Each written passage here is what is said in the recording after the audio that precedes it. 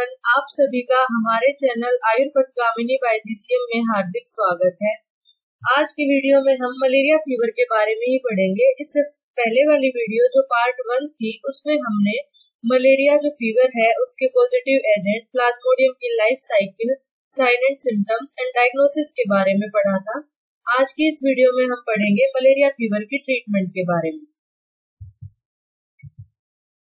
Malaria fever जो है उसकी ट्रीटमेंट काफी सारे फैक्टर्स पे डिपेंड करती है। सबसे पहले तो स्पीसीज ऑफ द प्लाज्मोडियम। अगर प्लाज्मोडियम वाइवेक्स होगा तो उसकी वजह से मोस्ट ऑफ द टाइम जो है अनकॉम्प्लिकेटेड मलेरिया होता है। प्लाज्मोडियम फैल्सीपैरम होगा उसकी वजह से कॉम्प्लिकेटेड मलेरिया होने के चांसेस भी होते हैं। तो जो स्पीसीज है उस पे भी ट्रीटमेंट डिपेंड करती है, क्योंकि दोनों स्पीसीज में जो ट्रीटमेंट है वो अलग अलग है। सीवियरिटी पे डिपेंड करेगा, कॉम्प्लिकेटेड है, सीवियर है, अनकॉम्प्लिकेटेड है, एंड रीजन पे भी डिपेंड करेगा कि कुछ एरिया जैसे होते हैं जो क्लोरोक्विन सेंसिटिव होते हैं, कुछ रेजिस्टेंट होते हैं, तो वहां पे भी क्लोरोक्विन देनी है या नहीं देनी है, ये सब डिपेंड करेगा। And other factor is age पे, प्रेगनेंसी स्टेटस एंड कोमॉर्बिडिटी। अगर मलेरिया फीवर के साथ और कोई कोमॉर्बिडिटीज हैं उस पे भी जो है इसकी ट्रीटमेंट डिपेंड करती है। अब सबसे पहले हम देखते हैं कि अनकॉम्प्लिकेटेड जो मलेरिया है उसकी ट्रीटमेंट क्या होती है। तो अब तक जो हमने पढ़ा कि अनकॉम्प्लिकेटेड मलेरिया किस स्पीसीज की वजह से होता है, most of the time Plasmodium vivax की वजह से होता है, और इंडिया में भी मोस्ट कॉमनली प्लाज्मोडियम वाइवेक्स के केस ही देखे जाते हैं। प्लाज्मोडियम वाइवेक्स जो है वो क्लोरोक्विन सेंसिटिव होता है, तो इसमें जो ट्रीटमेंट रहेगी वो क्लोरोक्विन बेस्ड रहेगी। क्लोरोक्विन हम देंगे पेशेंट को, 3 दिन क्लोरोक्विन देनी है। तो डे फर्स्ट पे इसकी डोज क्या रहेगी, 10 mg per KG body weight stat, day 2 पे 10 mg per KG body weight, and then day 3 पे क्या रहेगी 5 mg per KG body weight, और मैक्सिमम हम इसकी डोज 600 mg एक दिन में दे सकते हैं। अब फर्स्ट डे पे थी 10 mg, सेकंड पे थी 10 mg, थर्ड पे थी 5 mg, तो टोटल मिला के 3 दिन की कितनी हुई 25 mg per KG body wait 3 दिन में हमने देनी है। और मार्केट में जो है ये लेरिगो नाम से अवेलेबल है। यहाँ पे आपको ये इमेज दिखाई दे रही होगी लेरिगो, और ये क्या है क्लोरोक्विन, इस पे कितनी है 250 mg में ये अवेलेबल है। तो 250 mg की टेबलेट है, 250 mg इसमें साल्ट है, और हमने जो ऊपर डोज पढ़ी वो बेस की पढ़ी कि हमें जो बेस है वो 10 mg per KG body weight first day देना है, second day 10 mg per KG and third day 5 mg। तो वो बेस की हमने अमाउंट पढ़ी। तो जो ये 250 mg की टेबलेट है इसमें जो बेस है वो लगभग 150 mg के आसपास होता है। तो हमारे काम का यहाँ पे क्या है 150 mg इस टेबलेट में जब हम डोज कैलकुलेट करेंगे तो 250 को हम 150 के अराउंड लेके चलेंगे। अब यहाँ पे हम एक एग्जाम्पल के थ्रू समझते हैं। अगर 60 kg का कोई पेशेंट है तो उसमें डोज कितनी जाएगी, अगर 3 दिन की हम मिलाएं तो 25 है, 25 into 60 तो कितना हो जाएगा 1500 mg बेस हो जाएगा जो हमें 3 दिन में देना है। अब इस 1500 mg को हमें 3 दिन में देना है, तो फर्स्ट डे हमें 10 देना था, सेकंड 10 और थर्ड 5 था, तो हम 1500 को उस तरीके से डिवाइड करते हैं। तो फर्स्ट डे कितना देना है 600 mg, सेकंड डे भी 600 mg, एंड थर्ड डे कितना हो जाएगा 300 mg। तो 600 600 1200 प्लस 300 1500, ये टोटल 1500 mg हमें 3 दिन के अंदर देना है। तो अब हम ये देखते हैं कि 250 mg की कितनी टेबलेट लगेगी कि हमें जो बेस है वो 600 mg लगे। तो एक 250 mg की टेबलेट में बेस कितना है 150 mg, तो 150 into 4 करेंगे तब कितना होगा 600 mg होगा। तो जो 4 टेबलेट है उनमें जो बेस होगा वो कितना होगा 600 mg होगा। तो फर्स्ट डे पे हमें कितनी टेबलेट देनी है 4 टेबलेट, सेकंड डे पे भी 4 टेबलेट, एंड थर्ड डे पे 2 टेबलेट लेरिगो की देनी है पेशेंट को, और ये हमेशा आफ्टर मील देना है। अगर सिरप की फॉर्म में देखें तो सिरप की फॉर्म में भी अवेलेबल है। सिरप की डोज होगी 10 mg पर ml। इसके साइड इफेक्ट है nausea, vomiting, bitter taste. Long term अगर इसका यूज करते हैं तो रेटिनोपैथी होने के चांसेस भी रहते हैं। तो लेरिगो यानी कि क्लोरोक्विन हमें कितने दिन देनी है पेशेंट को 3 दिन देनी है। इसका मोड ऑफ एक्शन क्या है कि ये जो ब्लड स्टेज है साइजोन्स उनको डिस्ट्रॉय करती है। यहाँ पे हमने बात कर ली क्लोरोक्विन की। नेक्स्ट इसमें क्या है प्रीमाक्विन, प्रीमाक्विन देनी है क्लोरोक्विन के साथ। तो प्रीमाक्विन की डोज कितनी है 0.25 mg per KG once daily, और ये कितने दिन देनी है हमें 14 डेज तक देनी है। और ये मेलारिड नाम से मार्केट में अवेलेबल है, ब्रांड नेम मेलारिड है। इसकी जो टेबलेट है वो 7.5 एंड 15 mg में अवेलेबल है। और जो प्रीमाक्विन है ये देने से पहले हमें ये ध्यान रखना है कि जो पेशेंट है उसका G6PD टेस्ट हुआ है या नहीं। और एक और टेबलेट होती है डेप्सोन, उसमें भी हमें ध्यान रखना होता है कि G6PD टेस्ट है पेशेंट का वो हमें करवाना है, क्योंकि जो प्रीमाक्विन है वो कॉन्ट्राइंडिकेटेड है G6PD डेफिशिएंसी में। उसकी वजह से क्या हो जाएगा, हीमोलाइसिस हो जाएगा। और प्रेगनेंसी में भी प्रीमाक्विन कॉन्ट्राइंडिकेटेड है।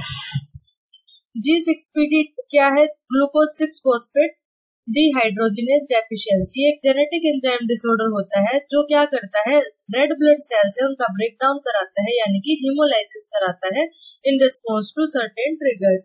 It is an X linked recessive disorder more common in males. तो यहाँ पे हमें समझ आ गया कि अनकॉम्प्लिकेटेड मलेरिया का जो ट्रीटमेंट होगा वो क्या होगा, क्लोरोक्विन सेंसिटिव है। 3 दिन तक हमने क्लोरोक्विन देनी है। फर्स्ट डे कितनी देनी है, 10 mg पर kg बॉडी वेट।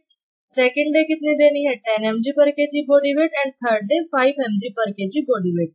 लेरिगो नाम से ये अवेलेबल है। 3 दिन क्लोरोक्विन चलानी है, साथ में प्रीमाक्विन देनी है पेशेंट को।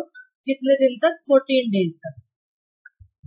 नेक्स्ट हम देखते हैं प्लाज्मोडियम फैल्सीपैरम। प्लाज्मोडियम फैल्सीपैरम जो है उसकी वजह से दोनों तरह का मलेरिया हो सकता है, अनकॉम्प्लिकेटेड भी हो सकता है एंड कॉम्प्लिकेटेड भी हो सकता है। और जो प्लाज्मोडियम फैल्सीपैरम स्पीसीज है वो क्लोरोक्विन रेजिस्टेंट होती है। क्लोरोक्विन रेजिस्टेंट है तो इसमें हम क्लोरोक्विन नहीं देंगे। इसमें जो ड्रग ऑफ चॉइस है वो क्या है, ACT यानी कि आर्टिमिसिनिन बेस्ड कॉम्बिनेशन थेरेपी है। अब इसमें क्या है, इसमें 3 ड्रग है, artesunate plus sulfadoxine plus pyrimethamine, AS plus SP therapy. और ये क्या है, फैल्सिगो SP किट के नाम से अवेलेबल है। यहाँ पे इमेज में दिखाई दे रहा है। इसमें क्या है, आर्टिसुनेट 200 mg है, पायरामिथामिन 25 mg है, सल्फाडोक्सिन कितना है, 500 mg है। अब इसको देखते हैं हम, इसकी डोज क्या रहेगी। आर्टिसुनेट की डोज क्या होती है, 4 mg पर kg डेली देनी है। ओडी डोज में 3 दिन तक लगातार देनी है। उसके बाद सल्फाडोक्सिन 25 mg पर kg सिंगल डोज जाएगी, एक ही दिन देना है। एंड पायरिमिथामिन 1.25 mg पर kg single dose day first को। तो यहाँ पे हमने देखा कि जो आर्टिसुनेट है वो तो 3 दिन देनी है, लेकिन जो सल्फाडोक्सिन है और पायरिमिथामिन है वो फर्स्ट डे देनी है। और उनकी डोज यहाँ पे हमने मेंशन कर दी है, सल्फाडोक्सिन की 25 mg, पायरिमिथामिन की 1.25 mg। अब इनका मोड ऑफ एक्शन क्या है, आर्टिसुनेट क्या करेगी, रैपिडली किल करती है ब्लड स्टेज पैरासाइट को। सल्फाडोक्सिन फोलिक एसिड सिंथेसिस को इनहिबिट करती है। Pyrimethamine inhibit folate metabolism in parasites. अब यहाँ पे ये थेरेपी कंप्लीट हुई ACT। जैसे हमने जो है वाइवेक्स स्पीसीज में क्लोरोक्विन दिया था, यहाँ पे फैल्सीपैरम में हम क्या देंगे, ACT थेरेपी देंगे। फिर वाइवेक्स में हमने क्या दिया था, प्रीमाक्विन दिया था। अब यहाँ पे भी हम प्रीमाक्विन देंगे। और प्रीमाक्विन कब देंगे, G6PD टेस्ट के बाद ही देंगे। और यहाँ पे प्रीमाक्विन की डोज क्या रहेगी, 0.75 mg पर kg ऑन डे सेकेंड। तो दूसरे दिन यहाँ पे देंगे हम प्रीमाक्विन। प्रीमाक्विन की डोज रहेगी 0.75 mg, जो कि वाइवेक्स में कितनी थी, 0.25 mg थी, लेकिन यहाँ पे कितनी है, 0.75 mg। और जो प्रीमाक्विन है वो प्रेगनेंसी में और G6PD डेफिशिएंसी में हम नहीं देंगे। तो क्या रहा, अनकॉम्प्लिकेटेड जो मलेरिया है उसकी ट्रीटमेंट में हम क्या देंगे, ACT प्लस प्रीमाक्विन। और प्रीमाक्विन की डोज रहेगी 0.75 mg। देनी कब है, सेकेंड डे देनी है। ACT में क्या रहेगा, आर्टिसुनेट, सल्फाडोक्सिन एंड पायरिमिथामिन। आर्टिसुनेट कब देना है, 4 mg पर kg डेली 3 दिन तक देना है। सल्फाडोक्सिन एंड पायरिमिथामिन ओनली फर्स्ट डे देना है। अब यहाँ पे ये चार्ट अवेलेबल है, आप इसको नोट भी कर सकते हैं। वेट के हिसाब से ये चार्ट है कि जो टेबलेट है, जो आर्टिसुनेट की टेबलेट जो हमने जो फैल्सिगो SP नाम से किट देखी थी, ये किट, तो ये टेबलेट कितने पेशेंट में देनी है वेट के हिसाब से यहाँ पे ये कैलकुलेट करके रखा है। अगर 5 to 8 kg वेट के अंदर अगर पेशेंट है तो 25 mg उसको आर्टिसुनेट देना है, यानी कि हाफ टेबलेट बॉडी 3 दिन तक देनी है। ऐसे ही सल्फाडोक्सिन 125 mg 1/4 टेबलेट ऑफ 500 mg उसको देनी है। पायरिमिथामिन 6.25 mg, तो 1/4 tablet of 25 mg। प्रीमाक्विन 0.75 mg per KG देना है सिंगल डोज सेकेंड डे पे। तो यहाँ पे क्या रहेगा 2.5 mg is equal to 1/4 tablet of 10 mg। तो इस चार्ट को आप अपने टेबल पे भी लगा के रख सकते हो। जैसे कि पेशेंट हमारे पास जिस भी वेट कैटेगरी का आता है तो उसी वेट कैटेगरी से हम यहाँ पे मेडिसिन जो है सेलेक्ट करके वो पेशेंट को दे सकते हैं। नेक्स्ट हम देखते हैं सीवियर और कॉम्प्लिकेटेड मलेरिया। सीवियर मलेरिया या complicated malaria most of the time किसकी वजह से होता है? प्लाज्मोडियम फैल्सीपैरम की वजह से होता है। अब हमने इसके साइन एंड सिम्टम्स पढ़े थे कि कॉम्प्लिकेटेड मलेरिया में पेशेंट किस तरह से आता है, अल्टर्ड कॉन्शियसनेस के साथ आता है या डिफिकल्टी इन ब्रीदिंग होगी, पल्मोनरी एडिमा होगा, पेशेंट को मेटाबॉलिक एसिडोसिस हो सकता है, एचबी जो है उसका सीवियर एनीमिया की कंडीशन में आएगा, 5 ग्राम पर डीएल से भी कम उसका एचबी रहेगा, क्रेटिनिन लेवल रेज मिल सकता है, किडनी फेलियर की तरफ जा सकता है या मल्टीपल ऑर्गन फेलियर की तरफ भी पेशेंट जा सकता है। तो ऐसे पेशेंट को हम ओरल थेरेपी पे तो नहीं रखेंगे, तो हॉस्पिटलाइजेशन इज मस्ट। यानी कि जब कॉम्प्लिकेटेड मलेरिया का पेशेंट होगा तो सबसे पहले हमने उसका हॉस्पिटल में एडमिट कराना है, उसको हॉस्पिटलाइजेशन कराना है। अब यहाँ पे हम आईवी ड्रग देंगे और ड्रग ऑफ चॉइस क्या है? आर्टिसोनेट आईवी इंजेक्शन है।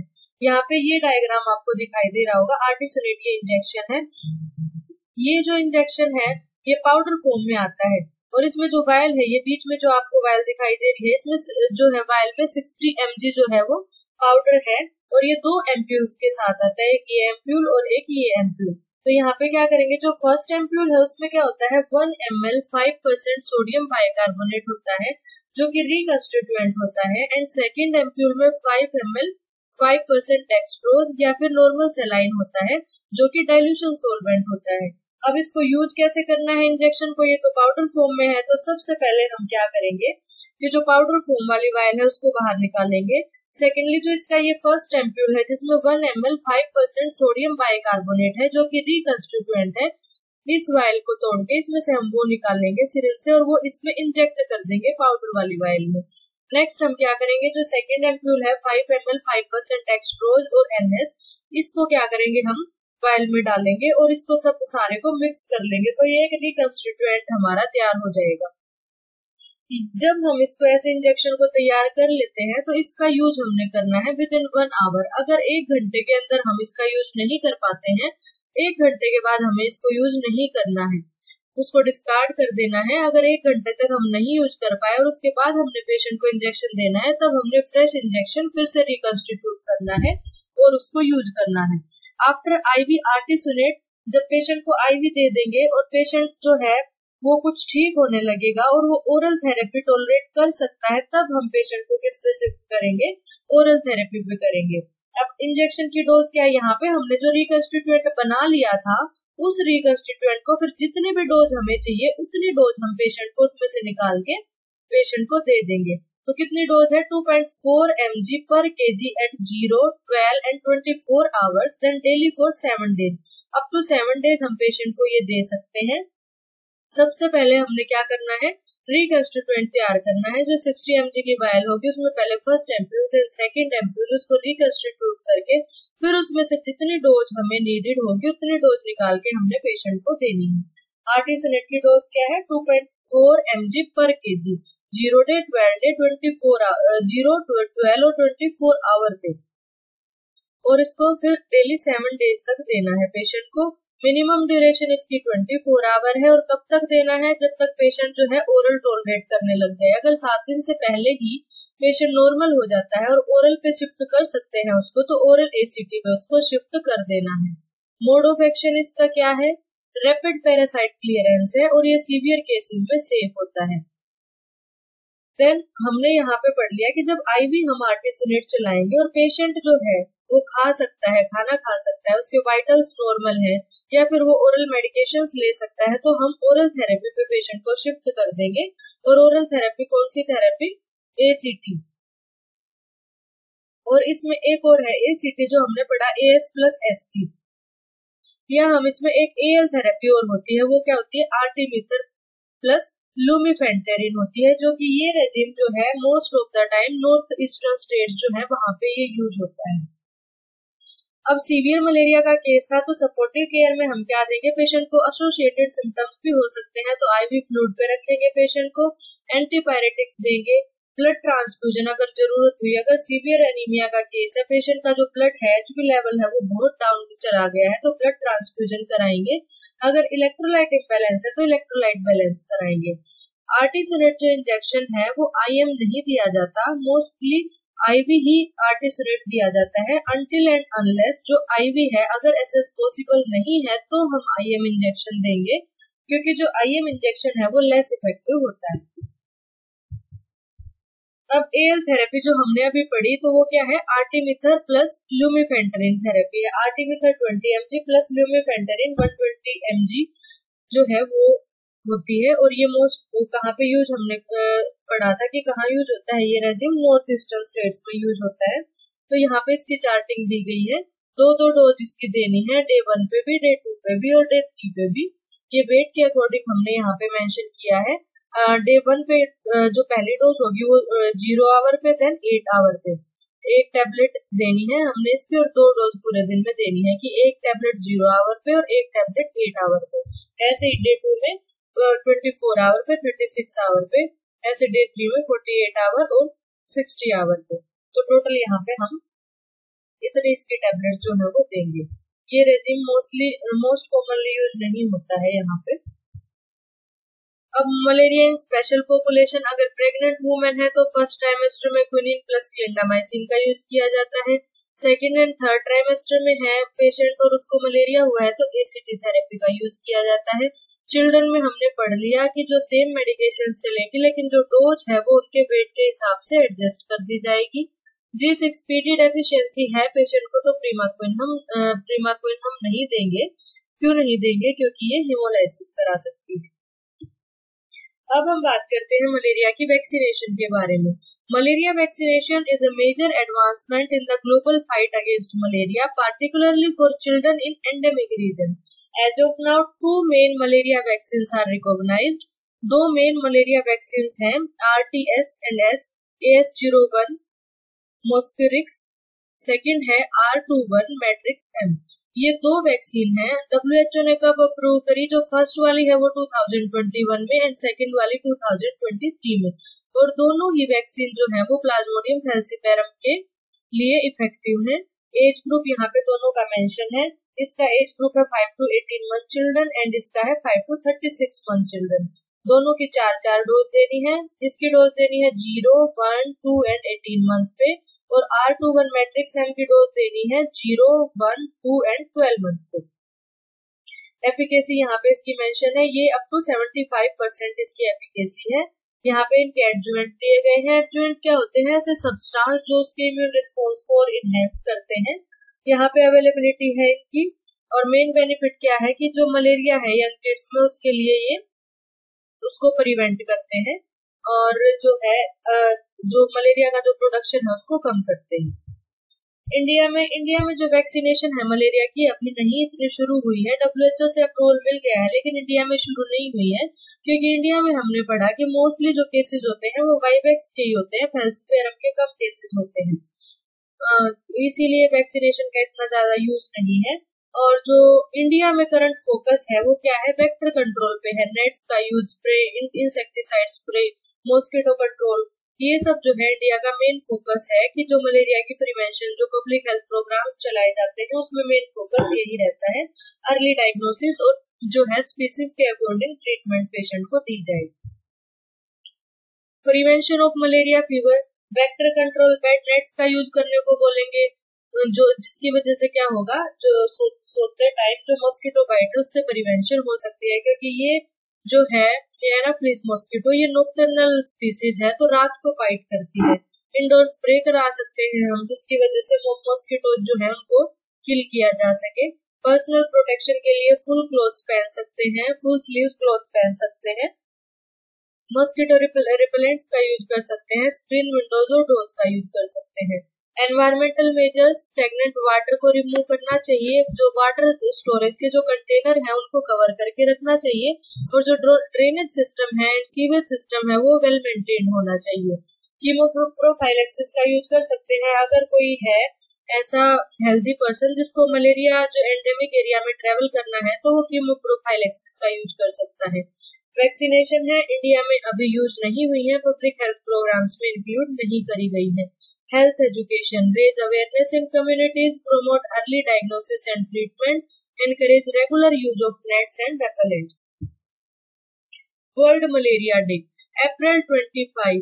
तो मलेरिया डे 25 अप्रैल को क्यों मनाया जाता है? सबसे पहले क्या हुआ था, 2000 में 24 अफ्रीकन लीडर्स ने एक मीटिंग करी थी अबूजा नाइजीरिया में, एंड एक हिस्टोरिक अबूजा डिक्लेरेशन उन्होंने साइन की थी, committing to reduce malaria related deaths on the continent. तो इसी जो मीटिंग हुई थी, ये जो उन्होंने डिक्लेरेशन साइन करी थी, इसी को ऑनर करने के लिए WHO ने एस्टेब्लिश किया world malaria day in 2007, choosing April 25 to commemorate this landmark effect in the fight against malaria. So 25 April जो है वो रिप्रेजेंट करता है unified global push that begins in Africa to control and eliminate malaria. Main aim यहाँ पे क्या है, to promote investment, innovation and action to reduce malaria burden specially in vulnerable regions. Malaria एक प्रिवेंटेबल एंड ट्रीटेबल डिजीज है, yet it continues to affect millions worldwide. India में क्या है, significant progress जो है वो देखी गई है to reduce the cases of malaria through early diagnosis, effective treatment and vector control strategy. Early diagnosis के लिए हमने टेस्ट पढ़े काफी, और जो इफेक्टिव ट्रीटमेंट यानी कि जो स्पीसीज अर्ली डायग्नोसिस होगा, हमें स्पीसीज का पता लगेगा कि मलेरिया कौन सी स्पीसीज की वजह से हुआ है, और उसी स्पीसीज के अकॉर्डिंग ट्रीटमेंट दी जाएगी। And most important is vector control strategies. Government of India aims to eliminate malaria by 2030 under the National Framework for Malaria Elimination. Public participation, awareness campaigns and strong surveillance are the key to achieving this goals. तो आज की इस video में हमने malaria जो fever है उसको complete कर लिया है। अगर आपके कोई डाउट है तो आप कमेंट कर सकते हैं। अगर आपको वीडियो अच्छी लगी तो लाइक करें, शेयर करें एंड चैनल को सब्सक्राइब करें। Thank you so much.